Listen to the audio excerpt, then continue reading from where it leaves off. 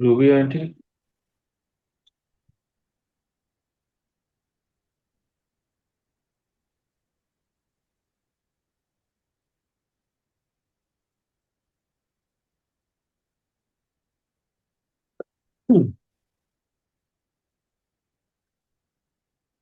Ruby aunty, आपकी आवाज नहीं आ रही बिल्कुल भी।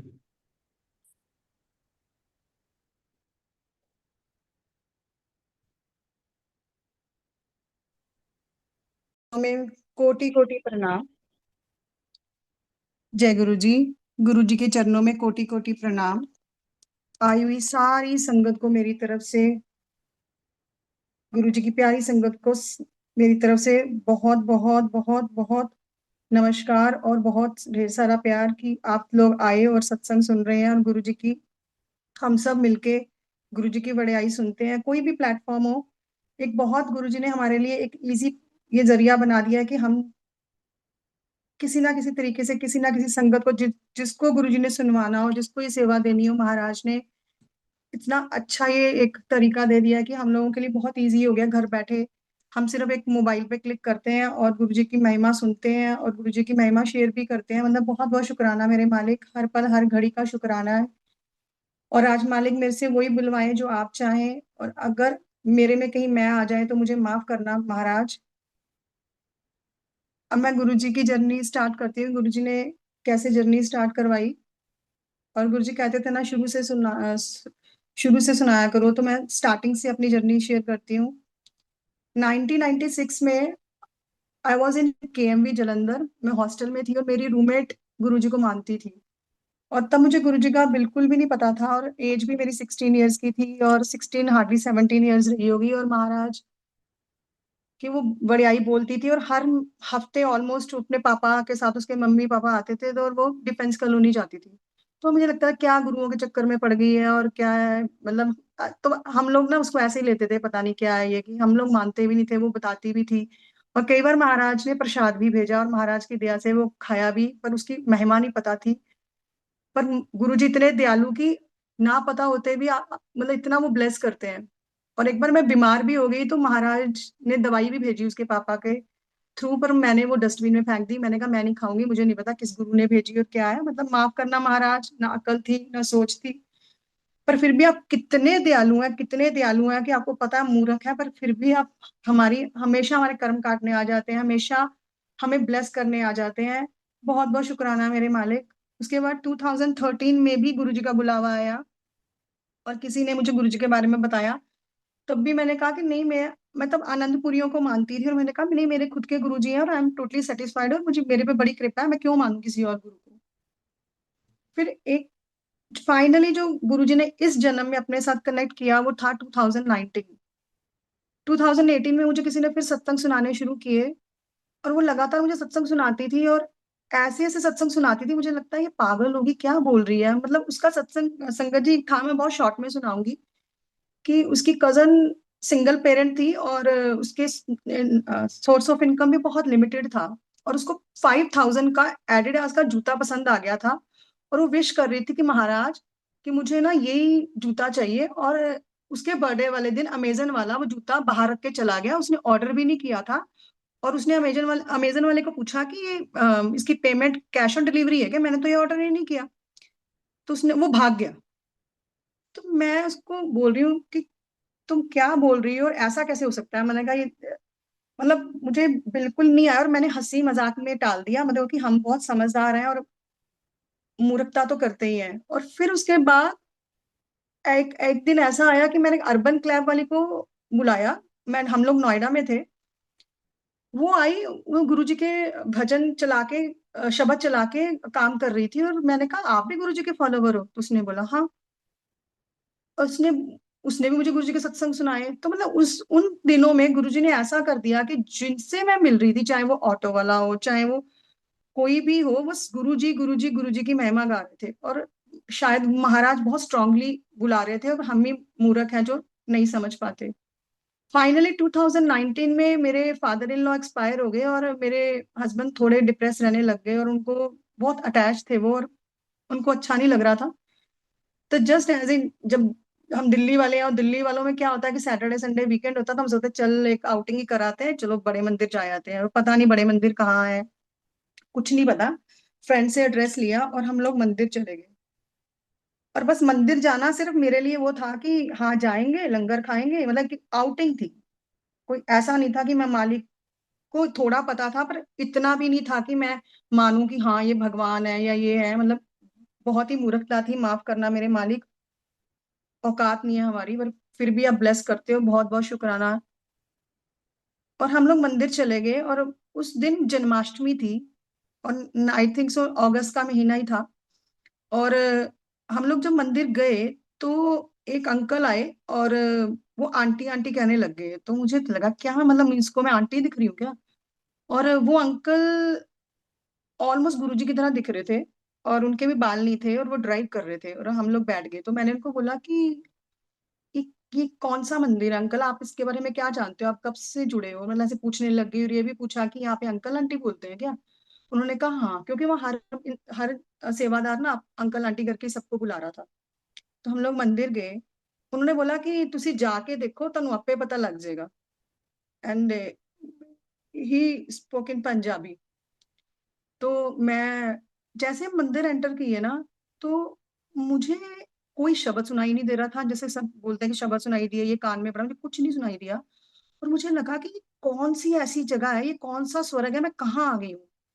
मुझे अंदर जाके ऐसा लगा कि ये धरती पे जगह, और मुझे इसका पता ही नहीं, मतलब वो मैं अलग ऑरा में चली गई, वो डिफरेंट एनवायरनमेंट मेरे लिए बन गया कि मैं एक्सप्लेन नहीं कर सकती शब्दों में। कि मैं जा रही हूँ, जा रही हूँ, मुझे नहीं पता मेरी मेरी फैमिली भी मेरे साथ चल रही है नहीं चल रही है, मुझे लग रहा है कि मैं अकेली ही चलती जा रही हूँ। और ये ऐसा प्लेस है कि जहां ना अंदर से मुझे, मेरी जो आत्मा है ना वो तृप्त हो रही है, और मुझे बहुत बहुत बहुत अच्छा लग रहा है कि मतलब जिस चीज की मुझे कहीं ना कहीं अंदर से भूख थी ना, वो मेरी आज भूख शांत हो रही थी। और मैं चलती जा रही हूँ, जा रही हूँ। समाधि उस टाइम पे खुली होती थी, और हम लोग समाधि में गुरुजी के एंटर किए। और वहां मेरे फादर इन लॉ खड़े थे, जो नहीं थे उस दुनिया में। और वो फादर इन लॉ दिखाई दिए, और फिर हम जैसे समाधि से बाहर निकले, और हमें हॉल में बिठा दिया गया। पता तो था नहीं मंदिर के बारे में कुछ क्या है, तो हॉल में हम बैठ गए। और हॉल में क्या हुआ कि जो गुरु जी की कॉपर की प्रतिमा है, जो गुरु जी के, और शिव जी की। और वहां पे क्या हुआ कि मुझे नो रेकी फ्रॉम टुडे करके दिखाई दिया, और मैं रेकी करती थी। और उसके बाद जिन गुरुओं को मैं मानती थी, अनंतपुर के 5 पातशाही थे, मतलब 5 पीढ़ियां थी, और पांचों की पांचों मुझे दिखाई थी, और मुझे क्लियरली दिखा ये सब मैं ही हूँ। और मैं ना अपने हस्बैंड को पूछ रही हूँ, किसी को पूछ रही हूँ, जो मुझे दिख रहा है, मतलब मैं बिल्कुल ब्लैंक हो चुकी थी। ऐसे लग रहा था कि जैसे कोई स्टोरी चल रही है, और एक के बाद एक रील आ रही है, और मुझे दिख रही है, मतलब बड़ा ही अलग से था वो और डिफरेंट था। और उस दिन से मेरी जिंदगी संगत जी 360 डिग्री टर्न कर गई। और मुझे पता नहीं गुरुजी से क्या अटैचमेंट उस टाइम पे अलग ही लग रहा था। मुझे गुरुजी का कुछ पता भी नहीं था, बस सत्संग दो चार सुने थे, और वो भी ऐसे लग रहा था कि वो लोग तो पागल हैं, समझदार तो मैं ही हूँ, मतलब क्या बोल रहे हैं, क्या ऐसे एक्चुअल थोड़ी होता है। ये सब तो मनगढ़ंत कहानियां, और हम स्टोरी क्रिएट कर रहे हैं, और जस्ट इस तरह से। और इस तरीके से मेरी जर्नी शुरू हुई। और फिर उसके बाद हम लोगों को हॉल में बोला कि हॉल में चले जाओ, और लंगर हॉल में 4 जनों को एक प्लेट प्रसाद जैसे मिलता है। मुझे लगा कि फैमिली वाइज मिलता है, तो हम लोग 4 जने बैठ गए और हमने खा लिया। और उस दिन भीड़ नहीं थी, मुश्किल से 50 लोग भी नहीं होंगे, संगत भी नहीं होगी उस दिन दरबार में।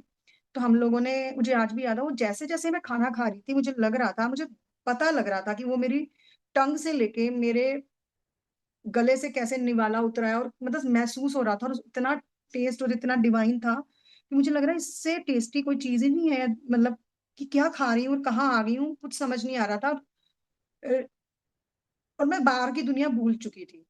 और जैसे हम लोग बाहर आए, और मुझे, हमने लंगर प्रसाद खत्म किया, बाहर आए, और मुझे लगा कि यहाँ से कोई प्रसाद नहीं मिलता, कि प्रसाद लेके जाते हैं घर पे, हमें आदत होती है। तो उसी टाइम एक अंकल आए, और उन्होंने मुझे ना बहुत सारे गुलाबों के फूल दिए, और बोला आंटी अपनी चोली आगे करो। मैंने कही दुपट्टा अपना आगे किया, और उसने मुझे बहुत सारे गुलाबों के फूल डाल दिए मेरी झोली में, और बोला कि गुरु जी की ना समाधि के फूल है। और मैंने वो रख लिए, मुझे लगता मिलते होंगे यहाँ पे समाधि के फूल, और मैंने रख लिए। उन्होंने कहा आंटी संभाल के रखियो। तो फिर हम लोग ना फिर हम लोग आगे पार्किंग में, और वो हमें फिर शटल सेवा वाले अंकल लेने आए, और वही अंकल, और अंकल ने पंजाबी में बोला कि होर किद्दां लग्या, समझ आया? मैंने कहा हाँ जी अंकल, बड़ा बढ़िया लगा। ते I am using very simple Punjabi. तो उन्होंने बोला कि और आंदे रहा करो।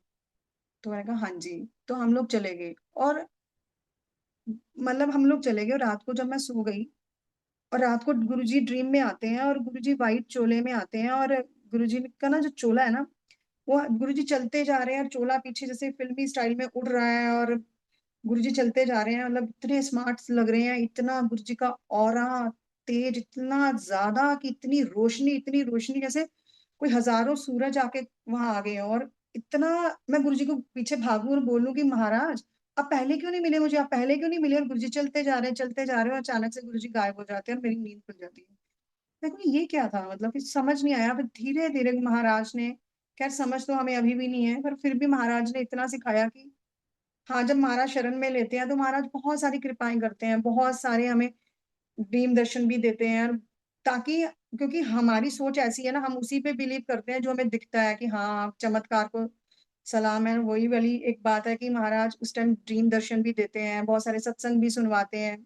फिर धीरे धीरे महाराज इनमें कम भी कर देते हैं, धीरे धीरे महाराज के ड्रीम्स भी आने कम हो जाते हैं, धीरे धीरे वो सब चीजें भी कम हो जाती है दिखनी, क्योंकि महाराज हमें लाइन पे लाना चाहते हैं। महाराज को पता कि ऐसे आएंगे नहीं, जुड़ेंगे नहीं, इनके लिए ये चीज जरूरी है। तो इसी तरीके महाराज ने मेरे पे भी बहुत सारी कृपा की, और आज भी कर रहे हैं। तो महाराज ने अपने से कनेक्ट करना शुरू किया, मुझे सत्संग सुनने अच्छे लगने लगे। उस टाइम पे बहुत कम ऑनलाइन सत्संग होते थे, कुछ ही सत्संग होते थे, और शब्द होते थे, शब्द मैंने सुनने शुरू किए। और एक जो शुक्राना है, वो शुक्र करा तेरा शुक्र करा करके जो गुरु जी का भजन है, वो मैं पता नहीं दिन में 100 बार सुनने लग गई, और मुझे इतना मजा आता था। और उसको सुनते हुए मुझे लगता था कोई मेरे पीछे खड़ा है, कभी मुझे लगता था कोई मेरे आगे खड़ा है, और बहुत अलग सा लगता था, मतलब लगता था कि वो आसपास कोई है। एक दिन ऐसा ही हुआ कि गुरु जी की घर में बहुत सारी खुशबू आई, क्योंकि मैंने सत्संग सुना था कि गुरु जी की खुशबू भी आती है। और वो चंदन की खुशबू थी, कभी गुलाबों की थी, पर मोस्टली उसमें चंदन की बहुत ज्यादा खुशबू थी। और मेरा बेटा शाम को अराउंड 7 o'clock खेल के आया, तो मैंने ना उसके दूध में बॉर्नविटा मिला के रख दिया, और महाराज की कृपा से इतनी खुशबू आने लगी। जैसे वो एंटर किया, कहते मम्मा आपको खुशबू आ रही है क्या? बहुत सारी खुशबू हमारे घर आती है, आ रही है, आपने अगरबत्ती जलाई है क्या? मैंने कहा नहीं। तो मैंने मेरे दिमाग में आ गया कि गुरुजी की खुशबू आती है। मैंने उसको बोला ऊपर के फ्लोर पे देख के आ, जरा नीचे के फ्लोर पे देख के आ। तो मम्मा नहीं, कहीं आ रही है, हम यहीं से आ रही है, हमारे घर से आ रही है। तो जैसे ही इसको मैंने दूध दिया, और वो कह रहा मम्मी आपने इसमें हल्दी क्यों डाली है? मतलब संगत जी, वो दूध ना टोटली बॉर्नविटा नहीं था, उसमें हल्दी थी। मैंने भी टेस्ट किया, बिल्कुल वो हल्दी वाला दूध बन गया। पता नहीं महाराज ने क्या ब्लेस किया। शुक्राना शुक्राना शुक्राना मेरे मालिक, हर पल हर घड़ी का शुक्राना है। और मैंने भी गुरुजी की गद्दी लगाई फटाफट, जो मुझे तब समझ आया, और माथा टेका, और मंत्र जाप किया, और गुरुजी को बहुत बहुत शुक्राना किया। फिर वहां पे गुरुजी ने एक संगत से जोड़ा, जो उसी एरिया में नोएडा में सत्संग करवाते थे, और मैं उनसे, गुरुजी ने कनेक्ट किया। तो गुरुजी सब रास्ते बना ही देते हैं, चाहे आप जानो किसी को, चाहे ना जानो, पर महाराज आपको पूरा रास्ता दिखा देते हैं। तो उन आंटी को मैंने बोला कि ये गुरुजी के सत्संग कहाँ होते हैं? उन्होंने बताया, हम एक सत्संग में गए, हमारे घर के आसपास ही बहुत सारे सत्संग होते थे तब। तो हम लोग गए, और महाराज की कृपा से बड़ा मजा भी आता था। फिर मेरा मन किया कि हम लोग भी सत्संग करवाते हैं। और इस इन बिटवीन क्या हुआ कि मेरे हस्बैंड को, मेरे फादर इन लॉ की डेथ के बाद ना, मन नहीं कर रहा था कि हम लोग नोएडा में रहें। उनको लग रहा था कि आउट ऑफ द विजन चले जाते हैं, आउट ऑफ द साइट चले जाएंगे तो शायद मैं भूल जाऊंगा, क्योंकि मैं भूल नहीं पा रहा हूँ ये चीज को। तो इन्होंने ना अप्लाई किया, और इनको एक कॉल आई। वो कॉल थी स्वीडन से।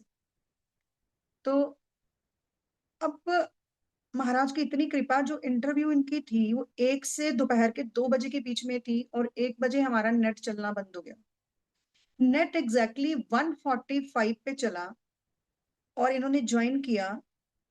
और इंटरव्यू में उस बंदे ने क्या पूछा कि आपका क्या एक्सपीरियंस है, आपने किस में काम किया है, what was your field regarding the field, just verbally, और क्या आपकी क्वालिफिकेशन है, और आपकी वाइफ ने क्या किया है, और आपके कितने बच्चे हैं। That's it. 2 बजे तक 15 मिनट के लिए इंटरनेशनल इंटरव्यू हो रहा है, एरिक्सन से हो रहा है। है ना, it's a very renowned company of Sweden. और सोचो 15 मिनट के इंटरव्यू में मेरे हस्बैंड का सिलेक्शन हो गया। ऐसा होता है क्या? मतलब तुम बाहर जा रहे हो, तुम्हारे कोई डॉक्यूमेंट नहीं पूछे उसने, कोई कुछ नहीं पूछा, जस्ट इंट्रोडक्शन, नॉर्मल इंट्रोडक्शन में सिलेक्शन हो गया। ये सिर्फ गुरुजी करने वाले हैं, सिर्फ महाराज की कृपा है, वही कर सकते हैं, और कोई नहीं कर सकता। तो हम लोगों का प्लान था कि हम फरवरी में चले जाएंगे, और ये नवंबर की बात है, तो मुझे लगा कि दिसंबर में ना हम सत्संग करवा लेते हैं, करवाते हैं गुरु जी का। हम क्या, मतलब गुरु महाराज, तब अकल भी नहीं थी, तब तो यही बोलते थे हम गुरु जी का सत्संग करवाएंगे। तो मैंने उन आंटी से कांटेक्ट किया कि मैंने कहा आंटी, मेरा मन कर रहा है कि हमारे घर में भी गुरु जी आए और सत्संग हो। तो उन्होंने बोला कि आंटी अब तो 6 महीने तक कोई डेट नहीं है, सारे सत्संग बुकड है। तो मैंने कहा अच्छा चलो, गुरु जी की मौज है। तो थोड़ी देर में उनका कॉल आता है और कहते हैं पता नहीं ये क्या हुआ है, और दिसंबर का जो न्यू ईयर का सत्संग है, जो हम मेनली बहुत बड़ा सेलिब्रेट करते हैं, वो तो मैंने लिखा ही नहीं नाम किसी का, वो तो खाली रह गया। और मुझे समझ नहीं आई कैसे खाली रह गया, बाकी सारी डेट 6 महीने तक पूरी है। मैंने तो जय गुरु जी बोला। मैं कहा आंटी अब फिर सत्संग गुरु जी का आप करो, और मैनेज करो, और महाराज का सत्संग करवाओ, कि मेरा बहुत मन है कि हम लोग शिफ्ट कर रहे हैं बाहर। तो महाराज ने सत्संग करवाया, और वो जिस दिन हमारे घर सत्संग था संगत जी, उस दिन हमारे घर की टाइलें, ड्राइंग रूम की, सारी बाहर आ गई। मतलब खड़ी हो गई, जैसे पहाड़ बन जाते हैं, पूरी टाइलें पहाड़ बन गई। और समझ नहीं आया कि, और मेरी एक्चुअली मैंने रिजाइन कर दिया था अपनी जॉब से, और जब आप रिजाइन कर देते हो एज यू नो कि हम छुट्टी नहीं ले सकते, तो मुझे जाना कंपलसरी था। और मैं, मेरी इन्विजिलेशन ड्यूटी थी, और इसमें मैं मोबाइल भी पिक नहीं कर सकती थी, मेरा मोबाइल बाहर था। मेरे हस्बैंड मुझे बार बार कॉल कर रहे हैं कि भाई तुमने जो सत्संग रखा है, घर में रखवाया है, वो कैसे करेंगे, हमारे हॉल तो सारी टाइलें निकल गई हैं, और ये बड़ा मुश्किल हो गया है। तो मैंने बीच में उन्होंने मैसेज मुझे बहुत सारे भेजे, तो मैंने उनको कॉल बैक किया जब मेरी ड्यूटी खत्म हुई। तो मैंने कहा अच्छा अब चलो मैं बात करती हूँ किसी से। अब संगत जी मानो नहीं, जब मैं घर पहुंची मैं बहुत टेंशन में थी। हमारे सोसाइटी का हॉल जो ऑलरेडी क्लब हाउस बुक था, पता नहीं किसी ने कैंसिल करवाया, क्या हुआ, वो हॉल बुक हो गया। मेरे आने तक गद्दे तक लग गए, कोई गुरुजी की गद्दी भी लगा गया, गुरुजी का दरबार भी सज गया, और गुरु महाराज जी ने क्लब हाउस में सत्संग करवाया न्यू ईयर का। और सबसे बड़ी बात, वो सत्संग 6 बजे होना था। समहाउ आंटी ने बोला कि सब संगत के मैसेज आ रहे हैं, ये न्यू ईयर का सत्संग है, हम सब शॉप्स बंद करके या अपनी ड्यूटी से फ्री होके रात को आना चाहते हैं, सब अटेंड करना चाहते हैं। मतलब गुरुजी ने इतना टाइम पहले ही प्लानिंग करके वो 6 से 8 करवा दिया, 8 से 10 करवाया। मतलब जो 6 बजे स्टार्ट होना था वो 8 o'clock स्टार्ट हुआ। और महाराज ने वो सारा अरेंजमेंट क्लब हाउस में कैसे करवा दिया मुझे नहीं पता। वो 40 संगत का हमने अरेंजमेंट किया था, मतलब महाराज ने अरेंजमेंट करवाया था। और उस टाइम पे आप मानोगे नहीं, 80 से ऊपर संगत आई। और कुछ संगत रोटियां बना के लेके आई, कुछ संगत कुछ कुछ खाने का सामान लेके आई। उन्होंने बोला कि महाराज की आज्ञा हुई है हमें कि ये ले जाओ, ये ब्रेड, एक ब्रेड भी लेके आए कि महाराज ने बोला ब्रेड ले जाओ। मतलब मुझे तब समझ ना आई कि मुझे जुड़े मुश्किल से 4-5 महीने हुए थे, समझ थी नहीं, ऑनलाइन कोई सत्संग होते नहीं थे, मुझे ना ये कैसे होता और क्या हो रहा है, मतलब मैं पूरी ब्लैंक थी। और मैंने बस माथा ही टेका और महाराज जी से क्षमा याचना की कि महाराज आप ही जानो कि ये क्या है। फिर ना, जब सत्संग हो रहा था तो गुरुजी ने फिर टेलीपैथी से बताया। मुझे नहीं पता था टेलीपैथी क्या होती है, जो पहले भी बड़े मंदिर में गुरुजी ने मुझे दिखाई थी, मुझे बिल्कुल नहीं पता था कि टेलीपैथी क्या होती है। उस टाइम गुरुजी ने फिर विजन दिखाया। मेरी शादी ना बहुत सिंपल हुई थी, सिर्फ 9 लोगों में हुई थी। मतलब मेरे हस्बैंड को पसंद नहीं था कि बहुत ऐसे शादी ग्रैंड लेवल पे की जाए। मतलब 8-9 लोग आप लड़की वाले, 8-9 लोग लड़के वाले होने चाहिए, नॉर्मल शादी होनी चाहिए। और बच्चे भी हुए तो भी हमारे घर कोई फंक्शन नहीं हुआ। तो मुझे मन ही मन कहीं ना कहीं लगता था कि ना कोई पूजा पाठ, ना कोई हमारे ना नॉर्थ में जैसे हम लोग कोई जगराता या कीर्तन या कुछ करते हैं, कुछ ऐसा भी नहीं हुआ कुछ। मतलब आज तक कुछ हुआ ही नहीं ऐसा, मन में बहुत आता था, पर ये मेरे मन में ही थी। तो महाराज ने बोला कि देख, तू बोलती थी ना कि, मुझे सुन रहा है और दिख रहा है कि तू बोलती थी ना कि हमारे घर कोई फंक्शन नहीं हुआ, ले आज करवा दिया। और सच में शुक्र है महाराज का। हम लोग कहते हैं हमने करवाया ये, हमने सत्संग अरेंज किया, करवाने वाले वही, करने वाले वही। पर हमें ना आज गुरु जी की महिमा गाने आती है, मुझे नहीं लगता हमें आएगी, क्योंकि महाराज, हम उस, हमारी औकात ही नहीं है उस लेवल की हम सोच पाए और कर पाए। फिर भी वो हमें इतना निहाल करते हैं, इतनी बख्शे करते हैं, मतलब बख्शीशें तो पूछो ही मत, कि महाराज दिन रात करते हैं। शुक्राना मेरे मालिक। फिर हम स्वीडन चले गए महाराज की कृपा से। जिस दिन हम पहुंचे हैं उसी दिन, जिस दिन हमने जाना था सैटरडे को, पर महाराज की कृपा से हम थर्सडे को ही चले गए। और हम जैसे ही पहुंचते हैं वहां मेल आती है कि अगर आपने फ्लाई नहीं किया तो प्लीज डोंट फ्लाई, क्योंकि कोरोना आ गया है। आप अपने कंट्री में रहिए, यहाँ मत आइए, वहीं से वर्क फ्रॉम होम कीजिए। संगत जी, हमने ना बच्चों की टीसी ले ली थी, हमने अपना घर वो रेंट आउट कर दिया था, और कंपनी ने ही हमें एक कंटेनर प्रोवाइड किया था, उसमें हमारे घर का पूरा सामान स्वीडन जा चुका था। मतलब ऑन द वे था, उसकी शिपमेंट हो गई थी, और हम लोग भी पहुंच गए थे। मतलब अगर महाराज ने हमें पता नहीं क्यों जबरदस्ती थर्सडे को भिजवा दिया, नहीं तो अगर हम सैटरडे को जाते तो शायद हमें नहीं, मतलब जा ही नहीं पाते, और कहाँ रहते, बच्चों के एडमिशन का क्या होता, मतलब बहुत ज्यादा मुश्किल हो जाती है। महाराज ने सब वाइंड अप करके हमें थर्सडे को पहुंचा दिया। हमने तो उनको मेल किया कि नहीं है, हम तो पहुंच गए हैं। तो उन्होंने बोला इट्स ओके, अगर आप पहुंच गए हो। तो उन्होंने हमें 3 महीने के लिए एक घर अलॉट किया और हम उसमें रहे। और उसके बाद उन्होंने बोला कि आपको 15 दिन ऑफिस नहीं आना है, आपको क्वारंटाइन होना है। तो हमने बोला कि भाई क्वारंटाइन तो हो जाएंगे, पर ये बताओ कि सैलरी मिलेगी, मतलब इट्स यूरोप और इट्स नॉट इजी कि हम लोग वहाँ सर्वाइव कर पाए। तो उन्होंने बोला हाँ हाँ, आपको सैलरी पूरी मिलेगी। 15 दिन हमने टोटली नॉन स्टॉप घुमा है, मतलब गुरु जी की कृपा से इतना घूमे हैं। मतलब वो 2 साल जो पूरी दुनिया कमरों में बंद थी। अगर आप गूगल करें, आप देखोगे एक स्वीडन ही ऐसा कंट्री था जहाँ पे कोई लॉकडाउन नहीं था, कोई स्कूल बंद नहीं थे, कोई ऑफिस बंद नहीं थे, सब खुला था। म- महाराज की कृपा से हमें नहीं पता मास्क पहनना क्या होता है, हमें नहीं पता घर पे क्वारंटाइन होना या घर अपने आप को बंद करके रहना क्या होता है, हमें बिल्कुल नहीं पता। महाराज की कृपा से हम लोग 2 साल सिर्फ घूमे हैं, सिर्फ घूमे हैं। इतनी कृपा महाराज की।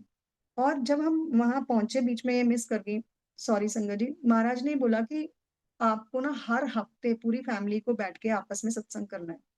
गुरु जी की कृपा से मेहर है कि आज भी हम लोग संडे को या सैटरडे को गुरु महाराज के शब्द लगा देते हैं, और पूरी फैमिली अपने 4 जने और मेरी मदर इन लॉ बैठते हैं और हम सत्संग करते हैं।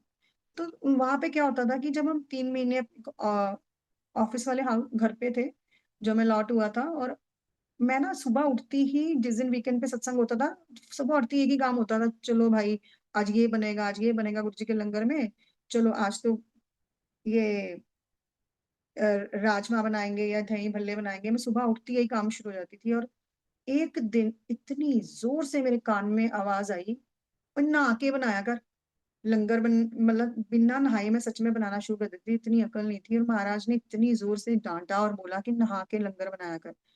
तो मैंने फिर माथा टेका और मैंने कहा ठीक है महाराज, हम मैं नहा के मैं लंगर बनाऊंगी। फिर उस दिन महाराज फिर ड्रीम में आए और बोला कि जा तेरा कल्याण किता।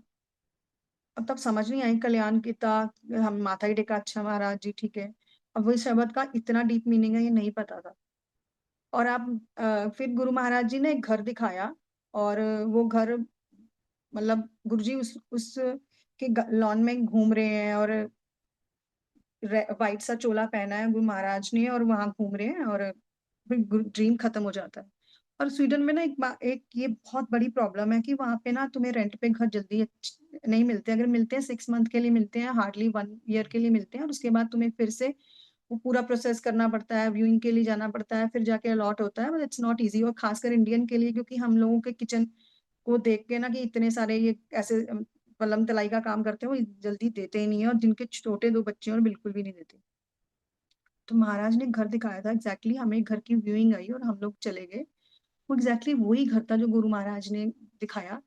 वैसे ही वहां पे एप्पल का ट्री था, वहां पे चेरी का ट्री था, इतना बड़ा लॉन था उसका, मतलब हमारे तो इमेजिनेशन से बाहर ही था। क्योंकि हम नोएडा में फ्लैट्स में रहते हैं, और छोटे छोटे घरों में कितना होता है, इतना बड़ा गुरुजी ने घर दिखाया। और जो घर का ऑनर था उसने क्या बोला कि ठीक है, it's for the unlimited time, you can stay here. मतलब हमने कहा क्या बोल रहा है अनलिमिटेड टाइम। तो हमारे जितने फ्रेंड्स थे ना वो बोलते थे कि तुम्हें कैसे घर मिल गया ऐसे।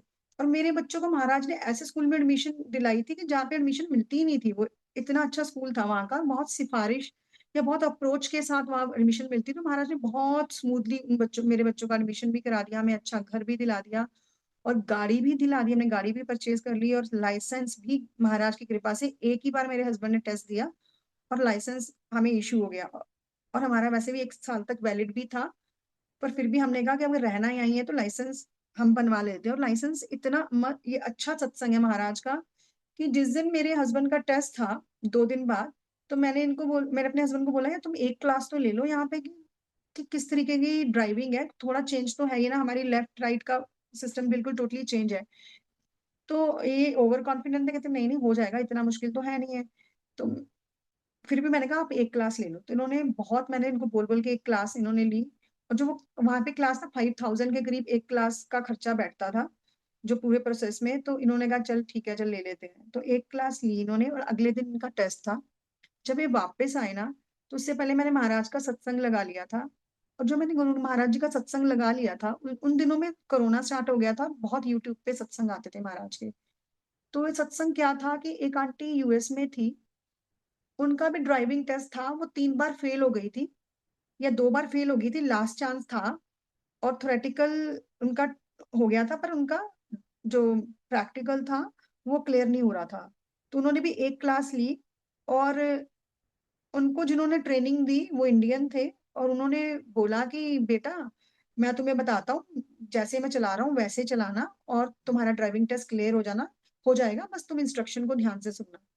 तो उन्होंने जहां उनको पार्क करवाई, जहां बैक करवाई, और जो साइन बोर्ड दिखाए, उनके मीनिंग दिखाए, उस एग्जैक्टली वही टेस्ट में आए उनके, और उनका टेस्ट क्लियर हो गया।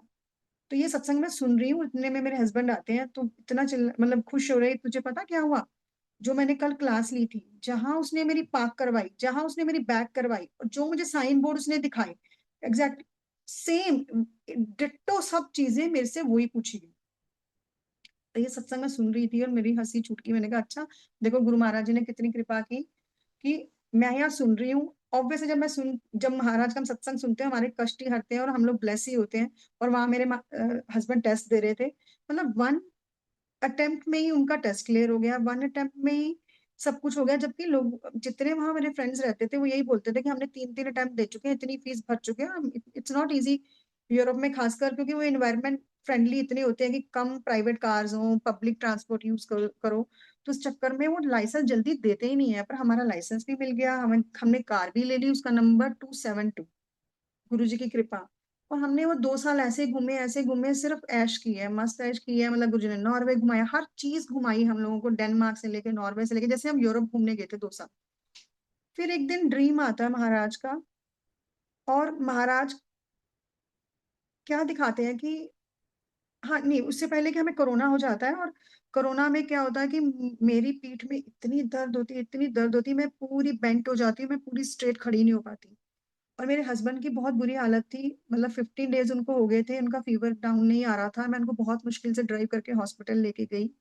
और मतलब फीवर में ड्राइव करना और दर्द बैक में आसान नहीं था। और ये ही इज वेरी टॉल, और एक 6 फीट के बंदे को लेके जाना आना इट्स नॉट इजी। वो महाराज हिम्मत देते हैं। जब मैं डॉक्टर के लेके गई, तो उसने मुझे स्ट्रेट फॉरवर्ड यही बोला कि there is a no treatment of corona all over the world, तो हम आपको क्या ट्रीटमेंट दें? तो मैंने कहा भी आप कुछ तो चेक कर लो प्लीज, आप बीपी चेक कर लो, ऑक्सीजन लेवल चेक कर लो, कुछ तो कर लो। उन्होंने बोला कि नहीं, हमारे पास कोई इलाज नहीं, आप ले जाओ, हमारे पास कोई इलाज नहीं है। फिर भी मैंने बहुत रिक्वेस्ट किया, तो उन्होंने बीपी चेक किया, तो बीपी नॉर्मल था, ऑक्सीजन लेवल नॉर्मल था। तो उन्होंने बोला कि आप वेट करो, आप क्रोसिन ही ले सकते हो, इसके अलावा हमारे पास कुछ नहीं पता, इसका कोई ट्रीटमेंट नहीं है ऑल ओवर वर्ल्ड। हाँ, मैं वापस आ गई।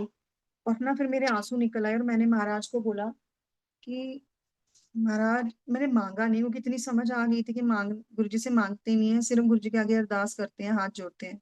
मैंने अरदास की, महाराज मुझे समझ नहीं आ रहा, मेरी बस हो गई, अब आप संभाल लो।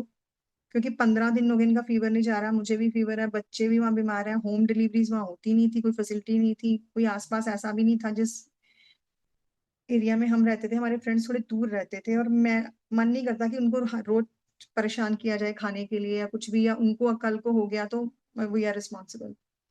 तो उस दिन सिर्फ मैंने आटा गूंदा, और मेरे से 4 चपाती बनी, हमने सिर्फ चपाती खाई उस दिन, सब्जी शायद नहीं बनाई थी मैंने।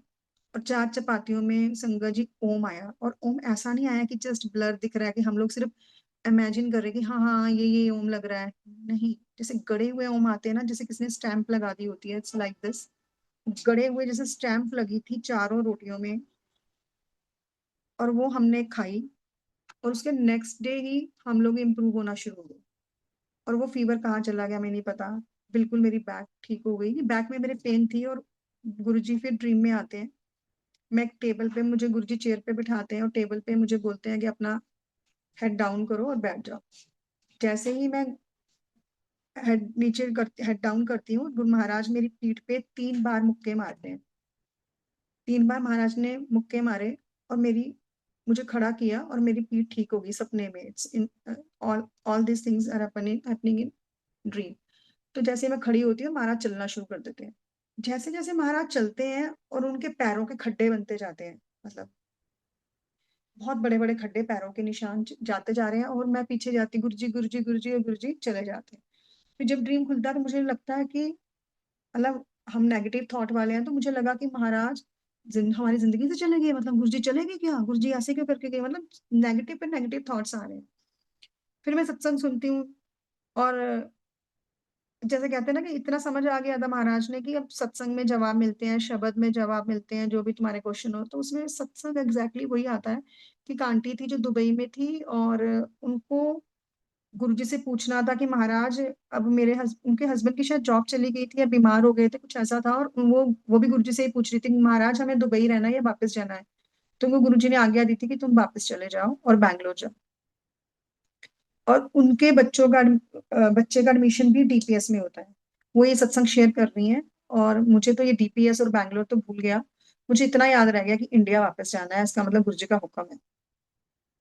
तो हम लोगों ने इंडिया वापस आने की, कुछ ऐसे सर्कमस्टांसेस हमारी लाइफ में आ गए कि हमें ना इंडिया वापस आना पड़ा। मेरी मदर इन लॉ या एडजस्ट नहीं हो पा रही थी, तो हमें वापस आना ही था। तो हम लोगों ने अब पूरा अप्लाई करना शुरू किया, फिर से जॉब ढूंढनी शुरू की। और ये कोरोना का टाइम था, इजी भी नहीं था जॉब मिलना। और मेरे हस्बैंड को जो जॉब मिलती है वो बैंगलोर ही मिलती है। मेरे बच्चों का एडमिशन होता है वो डीपीएस में ही होता है। मतलब महाराज ने सारे आंसर्स कैसे देते हैं, कैसे वो हाथ पकड़ पकड़ के सारे काम करवाते हैं। जहां हम डगमगा जाते हैं ना कि अब क्या होगा, वो हाथ पकड़ के पूरा जरिया बना देते हैं। हमें पेशेंस नहीं होती है कि हम लोग सब्र नहीं करते हैं, पर उन्होंने सब प्री प्लान कर रखा होता है। मतलब महाराज जी से ये अरदास है कि हम महाराज हमें ये भी सोची दो, हमें पेशेंस और लाओ, हम और समझदार बने, आपके अच्छे बच्चे बने सब। मैं अपनी बात भी नहीं कर रही हूँ महाराज, सारी संगत को आप सोची दो, हमें एक उस लेवल तक आप प्लीज हम सबका हाथ पकड़ कर ले जाओ जहां आप हमें देखना चाहते हो, क्योंकि हम खुद तो नहीं पहुंच सकते वहां पे। हमारी औकात नहीं है कि हम लोग पहुंच जाएं इतने, हमें ना हमारे में इतनी सोच है, ना हमारे में इतनी कैपेसिटी है कि हम वहां पहुंच पाए। तो महाराज ने मेरे हस्बैंड को जॉब दिलाई। ये बहुत बड़ा सत्संग है, मैं बहुत शॉर्टकट में सुना रही हूँ कि कैसे इंटरव्यूज हुए, रिजेक्शन भी हुए, जॉब्स ऑफर भी आए, मतलब पर अल्टीमेटली हम बैंगलोर पहुंच गए। और बैंगलोर जब पहुंचे तो हमने कंपनी को बोला कि हम लोग को कोई जानता नहीं है, तो हम लोग कहाँ आए, मतलब हमें कोई रहने की वो दो, कुछ तो फैसिलिटी दो हमें। कहते कि नहीं, आप तो वर्क फ्रॉम होम चल रहा है, हम आपको कोई होटल फैसिलिटी या कुछ नहीं देंगे। आप अपने, आप कहीं भी आओ। और हमारा घर रेंट आउट था दिल्ली में, या दिल्ली जा नहीं सकते थे, अगर हमने बैंगलोर ही आना तो हम सीधे बैंगलोर ही आए यहाँ पे।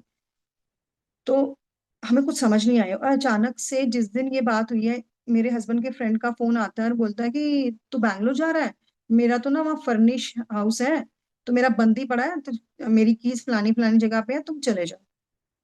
मतलब गुरुजी ने सारा इंतजाम करवा के रखा था।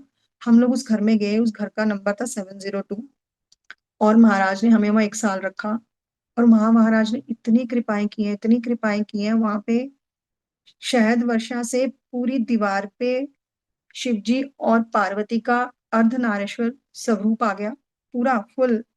पूरा जो होता है, महाराज खड़े हैं, महाराज की ऊपर आ, रुद्राक्ष की माला, और महाराज ने बाल बांध रखे हैं। एक तरफ गंगा जी निकल रही हैं, एक तरफ डमरू भी है, त्रिशूल भी है, और माता रानी है, माता रानी की साड़ी है, माता रानी का जैसे आंखें और बहुत शार्प से पूरे फीचर्स, माता रानी की साड़ी, नीचे पाँव सब क्लियरली, इतने बड़े बड़े स्वरूप आए। मतलब इतना ब्लेस किया महाराज ने, उस घर से खुशबू भी बहुत आती थी। वहां पूरा गुरु महाराज ने हमें 1 साल रखा।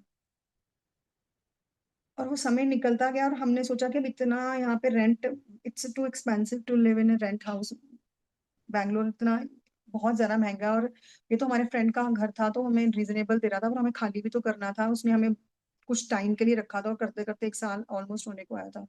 तो हमने सोचा कि हम नोएडा वाला घर अपना बेचते हैं और यहाँ पे खरीदने की कोशिश करते हैं। देखो इतनी कृपा हुई, हमारे नोएडा में 2 घर थे, एक इंदिरापुरम और एक नोएडा, और हमने ना इंदिरापुरम वाला घर बेचने की पूरी कोशिश की, पर हमारा वो घर नहीं बिका। और हमारा हमने फिर कहा चलो नोएडा वाला घर बेचते हैं, तो नोएडा वाला घर बेचने का बिल्कुल मन नहीं था। तो एक दिन दोपहर के ऑलमोस्ट 1 फरवरी, मुझे डेट याद है, 1 फरवरी थी और दोपहर के 1 डेढ़ बज रहा था। तो महाराज थॉट देते हैं सबोध नाल गल कर, सबोध नाल गल कर, इतना मुझे पता था सबोध अंकल का प्लेटफॉर्म है और मॉर्निंग में वो प्लेलिस्ट चलाते हैं। अब मैं गुरुजी को बोलूं कि मैं सबोध अंकल से कैसे बात करूं, कि I don't have his phone number, मैं उनको जानती नहीं हूँ, मुझे नहीं पता वो कौन है। सिर्फ एक सत्संग सुनते हैं, वहां पे सत्संग शेयरिंग भी तब होती थी। तो बहुत शॉर्ट में सुना रही हूँ आपको कि उनका मुझे फोन आता है कि आंटी आप मेरे प्लेटफॉर्म पे सत्संग शेयर करोगे। मैंने कहा हाँ जी अंकल, आप कह रहे हैं मैं सबोध बोल रहा हूँ दोहा, हाँ दोहा से। तो मैंने कहा अंकल, मेरे तो ना रोंगटे खड़े हो गए और मैं तो बिल्कुल नम हो गई। मैंने कहा अंकल ये तो मैं प्लेटफॉर्म पे बाद में करूंगी, मुझे गुरुजी का हुक्म हो रहा है कि आपसे सत्संग शेयर करना। तो उन्होंने बोला ठीक है, हम जूम पे मिलते हैं, क्योंकि वहां व्हाट्सएप कॉल नहीं चलती है। तो वो जूम पे अंकल ने मीटिंग सेट की और हम लोग रात को जूम पे मिले। और अंकल, मैंने तो अंकल को सत्संग सुना ही नहीं भाई, अंकल ने मुझे बोला कि आंटी मुझे हुक्म हो रहा है आपको दो सत्संग सुनाने का। एक सत्संग सुनाने का ये हो रहा है कि वो दुबई में थे और कुछ ऐसा हुआ कि उनको दुबई छोड़ना पड़ा और कुछ फाइनेंशियली प्रॉब्लम आ गई, तो वो इंडिया वापस आ गए। और उनको घर अपना बेचना था, उनके दो घर थे और उनका एक घर नहीं बिक रहा था, उनका वो घर बिका जो लग्जूरियस था, और उस घर का नंबर और मेरे घर का नंबर सेम था। तो हमारा भी वो अच्छा वाला फ्लैट था, हमें बेचने का मन नहीं था। और मतलब ये हुआ। फिर दूसरा सत्संग अंकल ने शेयर किया कि फिर मैंने भाटी माइंस में सत्संग करवाना था और मैं रो रहा था कि मेरे घर कौन आएगा, जो जाएगा नोएडा जाएगा, जो जाएगा गुड़गांव जाएगा, बड़े मंदिर जाएगा, भाटी माइंस में कौन आएगा। तो गुरुजी ने उनके घर में पूरे सेवादार भेजे थे बड़े मंदिर के, और उन्हें काफी डिटेल में बड़े, वो बहुत भाव से सुनाते हैं, और पूरा 1 घंटा मुझे 1 to 1 उन्होंने अपने सत्संग सुनाए। और जूम मीटिंग खत्म हुई और मैं सो गई, क्योंकि गुरु मुझे इतना समझ, महाराज ने इतनी सोजी दी थी कि जब सत्संग शेयरिंग होती है दिमाग नहीं लगाना, बस सुनना है। तो मैं सो गई, मैंने कोई दिमाग नहीं लगाया, सोचा भी नहीं। और रात के 3:30 बजे मेरी टांगे पैर इतने गर्म हो गए, इतने गर्म हो गए, इतने गर्म हो गए कि मुझे झटके से उठना पड़ा कि हो क्या रहा है, इतनी बॉडी से हीट निकल रही है। तो महाराज ने बोला उठ और सोच मैंने तुझे क्या सुनवाया है। फिर मैं सोचा क्या सुनवाया है। तो वो अंकल ने तो बोला दो घर थे और उस घर का नंबर तो मेरे घर का नंबर सेम था, और हाँ वो घर बिका वो नहीं बिका, और घर उनके घर में संगत भेजी महाराज ने। बस ये बातें सारी याद है, क्योंकि मुझे पता लग गया कि महाराज का हुक्म आ गया कि हमें वही घर बेचना है। तो हमारा वो घर 15 दिन के अंदर अंदर बिक गया। मतलब गुरुजी ने सारा इंतजाम कर रखा था, नहीं तो जल्दी प्रॉपर्टी बिकती नहीं है, कोरोना के टाइम पे वो भी मैं बात कर रही हूँ। प्रॉपर्टी बिकी, और हम यहाँ जिस एक प्रॉपर्टी देखने गए थे वहीं हमें फोन आया, वहीं से हमारे पैसे ट्रांसफर उसी टाइम होते हैं, जो पैसे ट्रांसफर हुए हम उस बंदे को आगे ट्रांसफर कर देते हैं कि लो भाई बुक कर दो। क्योंकि उस टाइम पे हमारी पॉकेट रीचेबल यही था, और जितने हम वहां से आ रहे थे वो एग्जैक्टली यहाँ पे हमारे पैसे लग रहे थे। हमने बुक कर दिया। और गुरुजी ने वो घर, जिस घर में हम रह रहे हैं, मतलब बहुत ब्लेस्ड है। हम घर गए, माथा टेका, और गुरुजी का सत्संग जैसे हम वीकली करते हैं, महाराज की कृपा से हम लोग कौन करने वाले, महाराज करवाते हैं। उस सत्संग में फिर टेलीपैथी स्टार्ट हुई। मिड ऑफ द हॉल गुरुजी येलो चोले में ढोलक लेके नाच रहे हैं, और किसी को पहले इन्होंने बहुत गुस्से में भगाया, दौड़ जा दौड़ जा दौड़ जा दौड़ जा ऐसे करके, और गुरुजी खूब नाच रहे हैं, इतना नाचे मेरे हॉल में, जो करंट जिस घर में हम रह रहे हैं। इतनी कृपा महाराज की। और वो टेलीपैथी खत्म हो जाती है और उस घर में हम अब काम करवाना शुरू कर देते हैं, और बड़ा अच्छा लगता है कि महाराज ने भाई इतना ब्लेस कर दिया। संगत जी आप मानोगे नहीं, उस टाइम पे ना हमारे पास इतने पैसे भी नहीं थे, क्योंकि हम लोगों ने स्वीडन जब गए थे तो हमारा पूरा सामान स्वीडन चला गया था। जब हम वापस आए थे तो बहुत एक्सपेंसिव था, जहां हमें होटल तक रहने को नहीं मिल रहा था। और उन्होंने हमारा सामान के पैसे कहाँ देने थे, इंडियन कंपनीज नहीं देती हैं, तो हमें सारा सामान सुई से लेके खरीदना था यहाँ पे। और मैं बड़ा रोती थी कितना एक हरा भरा पूरा घर, जब जैसे एक लेडीज की एक आदत होती है ना कि पूरा, मतलब कोई, इवन कि हम कपड़ा फेंकने से पहले 10 बार सोचते हैं इसका भी कोई यूज कर ले क्या, मतलब तो इतना पूरा घर का सामान सोचो कि क्रॉकरी से लेके गद्दों से लेके बच्चों की, मतलब बहुत छोटी छोटी एग्जांपल्स आपको दे रही हूँ कि हमने हर चीज वहां फेंक के आए अपने हाथ से, और बहुत फील होता था। फिर गुरुजी ने उस, जिस दिन वो टेलीपैथी दिखा रहे थे, गुरुजी ने बोला कि जो तू रोती रहती है ना, ए हो गया ओ हो गया, देख मैंने तुझे कितना ब्लेस किया था। एग्जैक्टली कोरोना से पहले गुरुजी ने मेरी फैमिली को शिफ्ट किया। गुरुजी ने फैमिली पूरी शिफ्ट की। गुरुजी कहते हैं आपका वो टाइम इंडिया में बिल्कुल सही नहीं था। गुरुजी ने, कहते हैं ना ग्रह नक्षत्र गुरुजी चेंज कर देते हैं, गुरुजी ने हमारा टाइम ही चेंज कर लिया, टाइम जोन से हमें डिफरेंट ले गए। और गुरुजी एक डिफरेंट उस पे ले गए और हमें वहां पे ऐश करवा रहे हैं। गुरुजी कहते हैं जब जब कोरोना खत्म हुआ 2022 में हम वापस आए हैं इंडिया, तो मतलब वो पूरा पीरियड गुरुजी ने कटवाया, फिर हमें दोबारा से इंडिया वापस बुलाया, सिर्फ हमें कंपनी के खर्चे पे वहां पे भेजा। और जिस नुकसान को तू रो रही है ना, इतना नुकसान हो गया उतना नुकसान हो गया, वो तुम्हारी जान से इंपॉर्टेंट नहीं था, मैं पहले हेल्थ प्लेस करता हूँ। मतलब तब आंखें खुली कि महाराज सच में माफ करना कि हमारी औकात ही नहीं सोचने की, हम तो इन्हीं चीजों में फंसे रह जाते हैं, ये हो गया वो हो गया, ये चला गया वो चला गया। एक 10 का नोट भी गुम हो जाता है तो हम उसको रोने लग जाते हैं। और अब महाराज की इतनी कृपा है, मुझे लगता है सब संगत पे है कि हमारा नजरिया चेंज हो गया, कि जो हो रहा है वो भी महाराज की कृपा से हो रहा है, जो नहीं मिला वो भी बहुत अच्छा, उसका भी शुक्रिया कि नहीं मिला, कि महाराज इस पे भी कोई ना कोई जरूर ब्लेसिंग रही होगी। इतनी महाराज की कृपा है। बहुत बहुत शुक्राना मालिक कि जिन आपने जान ही बख्श दी, तो इससे ऊपर क्या चाहिए। और जब ये घर बना संगत जी, हमारे पास इतने पैसे थे नहीं। हम मानोगे जिस दुकान पे हम जाते थे वो कहता था, मतलब मुझे मतलब बहुत छोटी सा ये सत्संग है, मैं सुना रही हूँ कि मुझे एक बहुत अच्छा माइका पसंद आ रहा था, और वो माइका इतना महंगा था, मैंने कहा ये तो आउट ऑफ रीच जा रहा है, ये नहीं लेंगे। सडनली हम ऐसी दुकान में रेंडम घुस जाते हैं और बोलता है, उसने ना वही वाली शीट्स रखी थी और बोलता है कि ये हम ना डिस्कार्ड कर रहे हैं, ऐसे हाफ के हाफ रेट पे ले जाओ आप, हमें नहीं चाहिए, डिसकंटिन्यू हो गई है ये वाली चीज हमारी उसमें। मतलब ऐसा गुरुजी ने किया। अब मानोगे कि हमारे पास ना, अब महाराज ने, अब जो सबोध अंकल ने दूसरा सत्संग शेयर किया था कि गुरुजी का सत्संग होगा, तो मैंने भी लगा कि गुरुजी ने घर बनवा दिया, अब सत्संग करना है। तब गुरुजी का सत्संग था तो मेरे पास सिर्फ स्टील की 6 प्लेट थी, 6 चम्मच थे और 6 गिलास थे।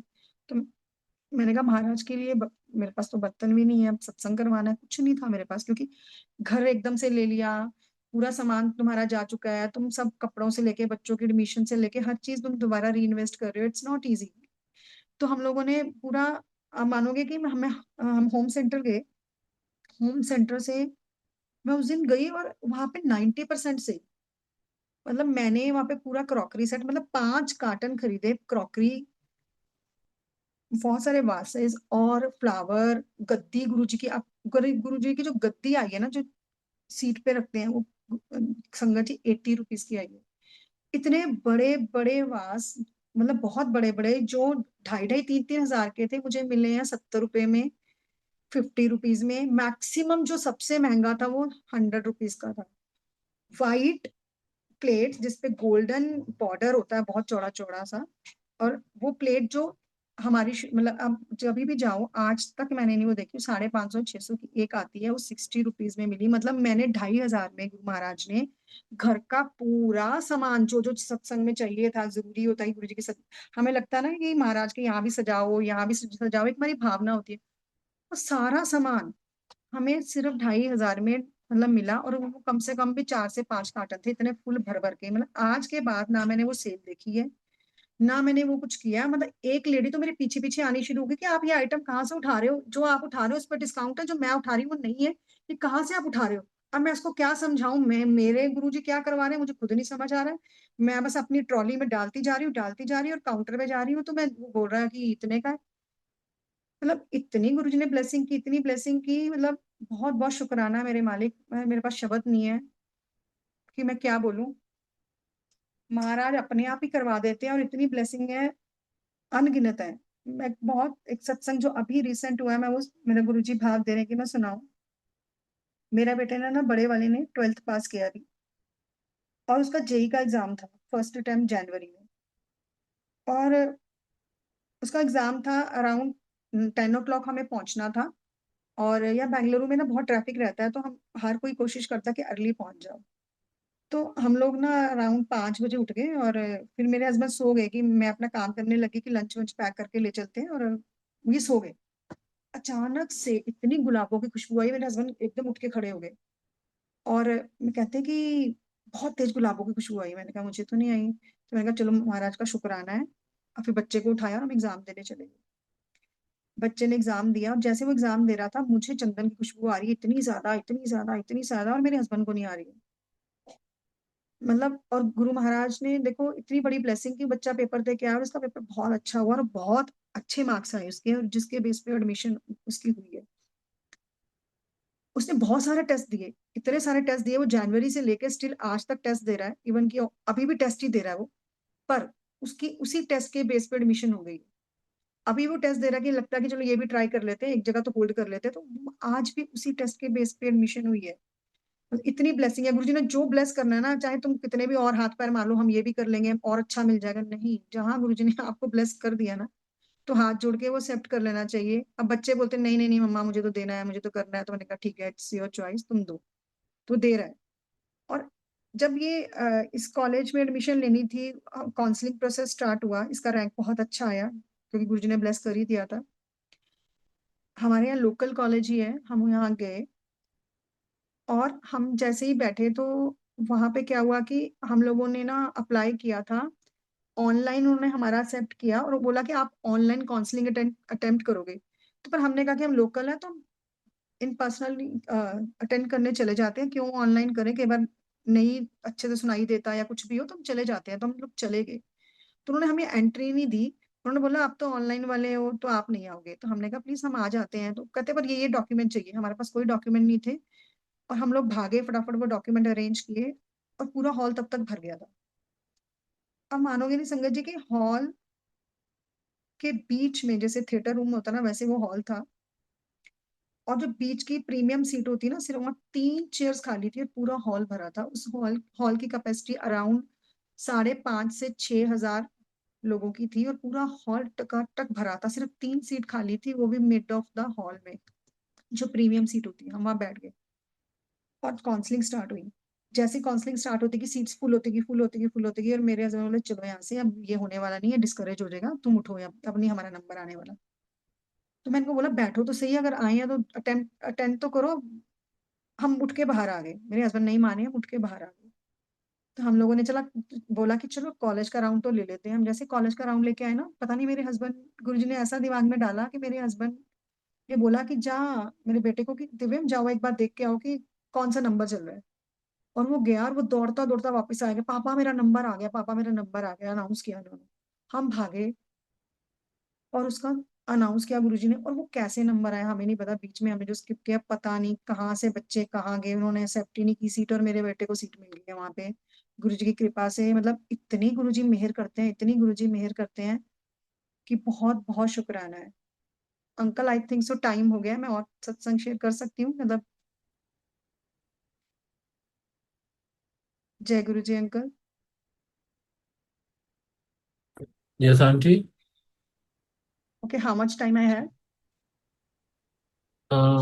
अगर आप और शेयर करना चाहती हैं तो समय है वैसे। हाँ, और मतलब मैं कह रही हूँ पाँच कि सभी संगत को काम होता है, तो मैं इसलिए आपसे लिमिट ले रही हूँ कि कितने टाइम तक मैं कर सकती हूँ।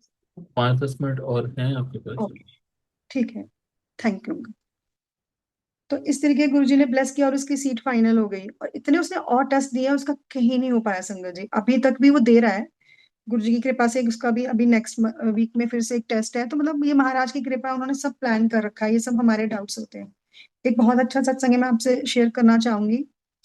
एक दिन क्या हुआ कि हमारे घर में ना बहुत सारी चींटियां आ गई, बहुत सारी चींटियां, तो मैंने स्प्रे मारा और वो चींटियों को मतलब क्लीन सारा किया।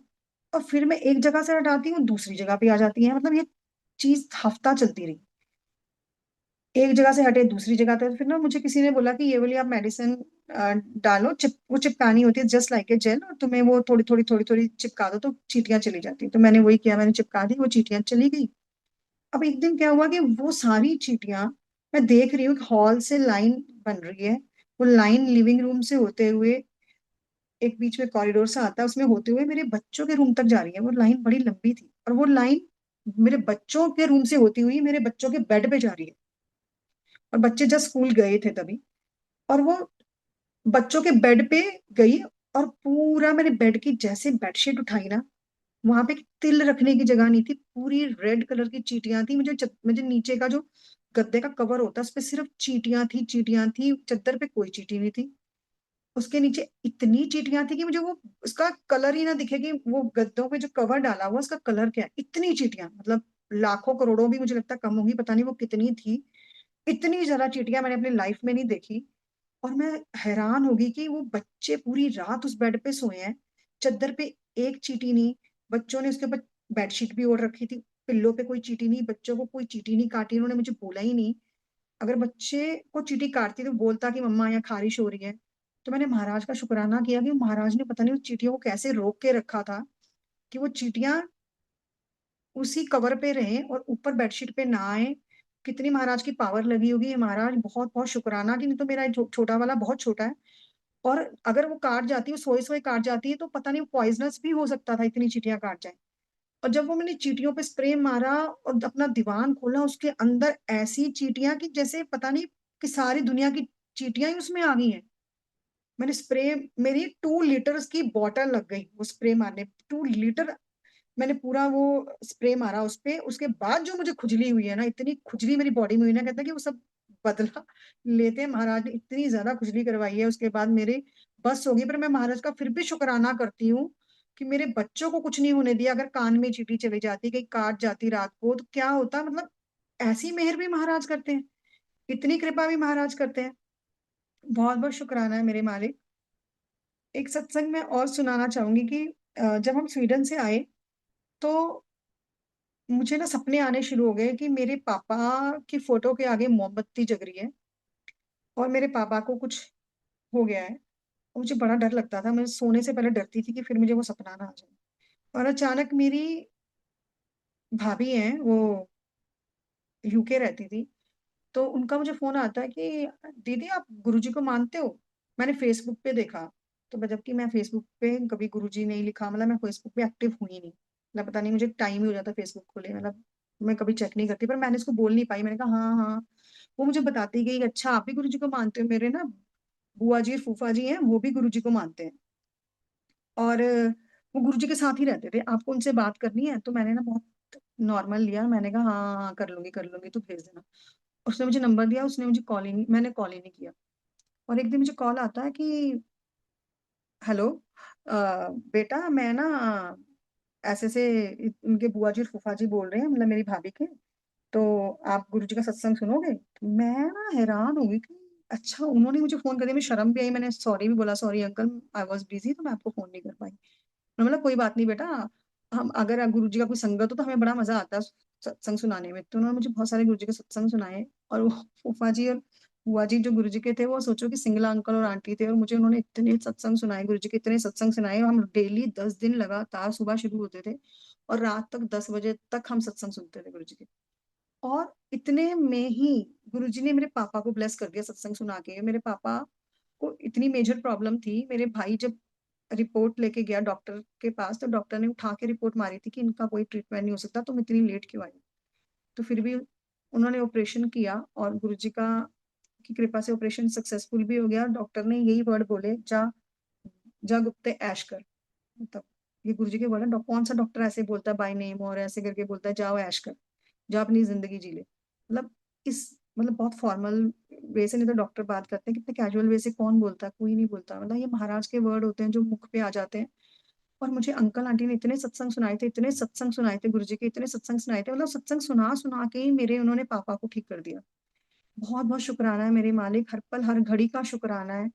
और संगत जी मैं आज्ञा चाहूंगी महाराज से कि कोई मेरे से भूल चूक हो गई हो, कुछ मैंने गलत बोल दिया हो, कहीं मेरे में मैं आ गई हो, कुछ गलत वर्ड बोल दिया हो और किसी को हर्ट हो गया हो, तो मुझे माफ करना महाराज, माफ करना। और बहुत बहुत शुक्राना कि आपने मुझे ये कृपा बख्शी है कि आज आपकी मैं वडियाई गा पाई। बहुत बहुत शुक्राना मालिक, सब पे कृपा करते रहना, और हम सबको हमारा हाथ पकड़कर इस दुनिया से पार लगा दीजिए मालिक, नहीं तो हम तो रुल जाएंगे यहाँ पे। हमारी तो ना हमारी सोच अच्छी है, ना हमारी, हमारे में एक मुझे लगता है हम सब में कोई गुण ही नहीं है कि जो हम लोग बोल पाए। हम बस हम आपके बच्चे बन जाए, और आपकी वो मुट्ठी भर संगत बन जाए ना, जिनको आप हमारी मुट्ठी पे रख पाओ, हम झड़े ना। कि गुरु जी बोलते थे ना कि मेरी मुट्ठी भर संगत है और बाकी सब झड़ जाएगी। तो हमें ना अपनी मुट्ठी में संभाल लीजिए महाराज। बहुत बहुत शुक्राना अंकल, बहुत बहुत शुक्राना कि आपने भी मुझे मौका दिया। शुक्राना मेरे मालिक, हर पल हर घड़ी का शुक्राना अंकल। मैं अंकल अपना सत्संग यहाँ पे समाप्त करती हूँ, विराम देती हूँ।